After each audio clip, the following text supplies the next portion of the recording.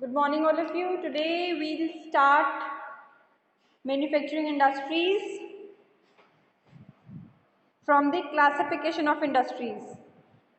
So, list the various manufactured products you use in your daily life, such as transistors, electric bulbs, vegetable oil, cement, glassware, petrol, matches, etc. On the basis of sources of raw material used, agro based and mineral based, ये हम discuss कर चुके थे पहले भी. Agricultural based, agricultural based जितना भी होगा उसको हम एग्रो बेस्ड की कैटेगरी में रखते हैं, like cotton, woollen, jute, silk, textile, rubber, sugar, T, coffee, ये सारी की सारी एग्रीकल्चरल बेस्ड प्रोडक्ट्स होते हैं जो एग्रीकल्चर के थ्रू ही आपको डराइव होते हैं. लेकिन दूसरे वाले हैं हमारे मिनरल बेस्ड. मिनरल बेस्ड कौन से हुए?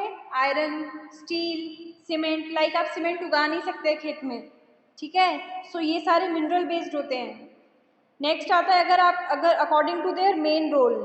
बेसिक और key industries are those which supply their products as raw materials to manufacture other goods. Like key industries क्या होगी कि फॉर एग्जाम्पल उन्होंने आपको सामान दे दिया, रॉ मटेरियल प्रोवाइड करा दिया, आगे अब आपको उसको एक फिनिश प्रोडक्ट में कन्वर्ट करना है.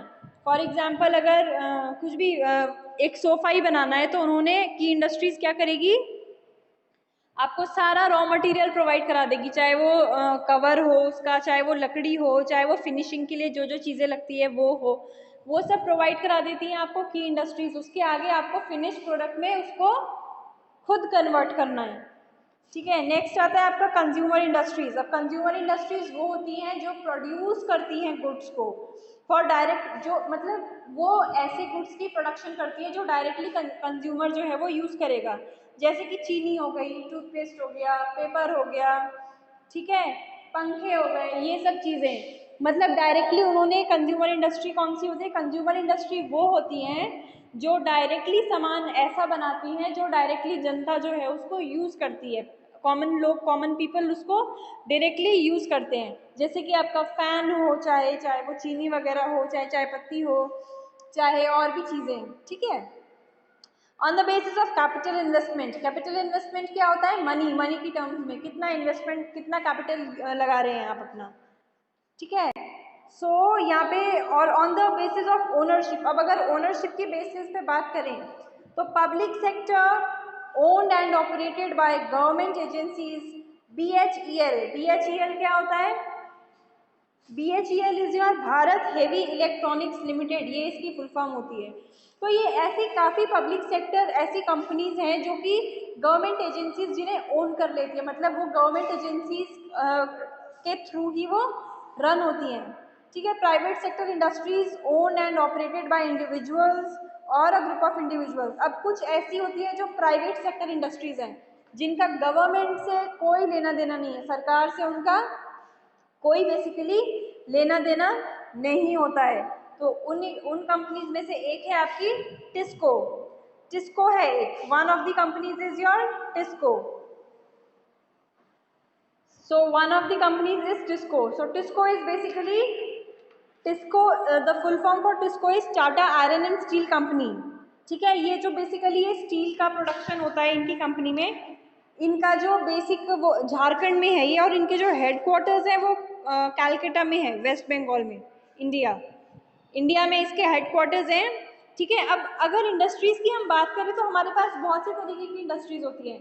एग्रो इंडस्ट्रीज़ होती हैं, फिर हमारे पास जॉइंट सेक्टर इंडस्ट्रीज़ होती हैं, we have cooperative sector industries. Agro industries, अगर एग्रो की बात करें, ये एक टर्म है जो कि एग्रीकल्चर और इंडस्ट्रियलाइजेशन दोनों से मिलके बना है.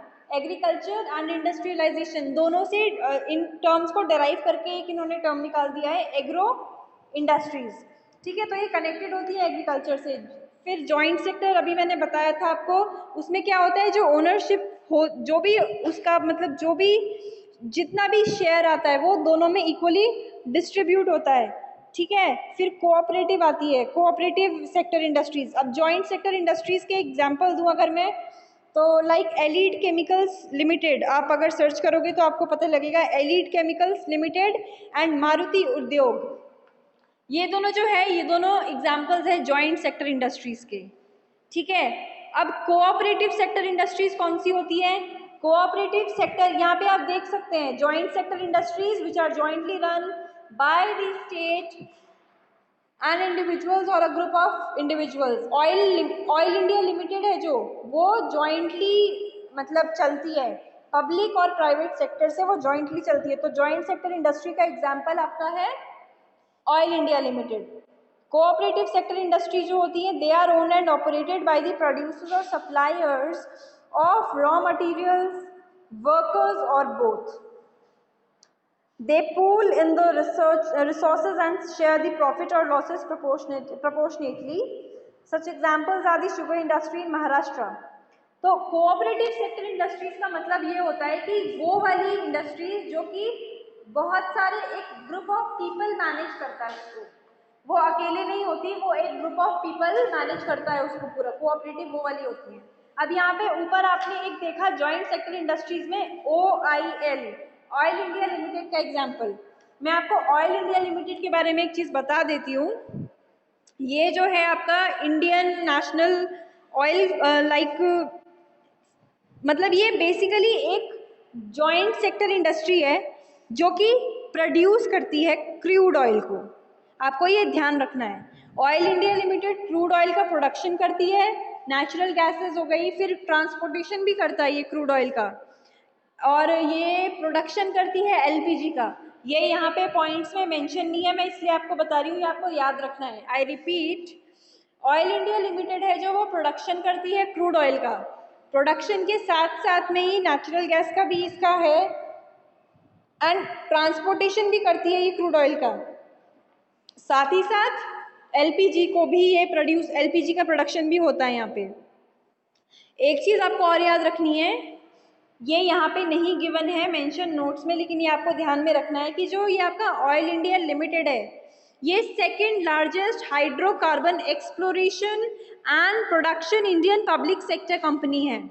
हेडक्वार्टर इसके जो रनिंग में है, मतलब जहाँ पे ऑपरेशनल हेडक्वार्टर है इसके, ऑपरेशनल हेडक्वार्टर इसके आसाम में है, इंडिया में, आसाम में। I repeat, oil India Limited है जो आपका, ये second largest hydrocarbon exploration and production Indian public sector company है। एक और बार रिपीट कर देती हूँ, second largest hydrocarbon exploration and production Indian public sector company, ठीक है। इसके जो हेडक्वार्टर्स है, ऑपरेशनल हेडक्वार्टर्स, वो आपके आसाम, इंडिया में है। वैसे ही मैं आपको थोड़ा BHEL के बारे में भी बता देती हूँ। BHEL is Bharat heavy electronics limited. ये जो है BHEL, ये एक PSU है, पब्लिक सेक्टर, जो इसको पब्लिक सेक्टर में ये काउंट होता है, ठीक है। ये इंडिया का largest power generation equipment manufacturer है। इक्विपमेंट क्या होता है? इक्विपमेंट जैसे कि जो वो होती हैं लाइक मशीनरीज, बड़ी बड़ी मशीनरीज। तो BHEL इंडिया का लार्जेस्ट पावर जनरेशन इक्विपमेंट जो है मैन्युफैक्चर करता है। मतलब जिन मशीनरीज से पावर जनरेट होती है, तो वो इंडिया का जो है लार्जेस्ट प्रोड्यूसर है ये BHEL, India's largest power generation equipment manufacture करता है ये वो इक्विपमेंट जो कि पावर जनरेशन में हेल्प करती हैं।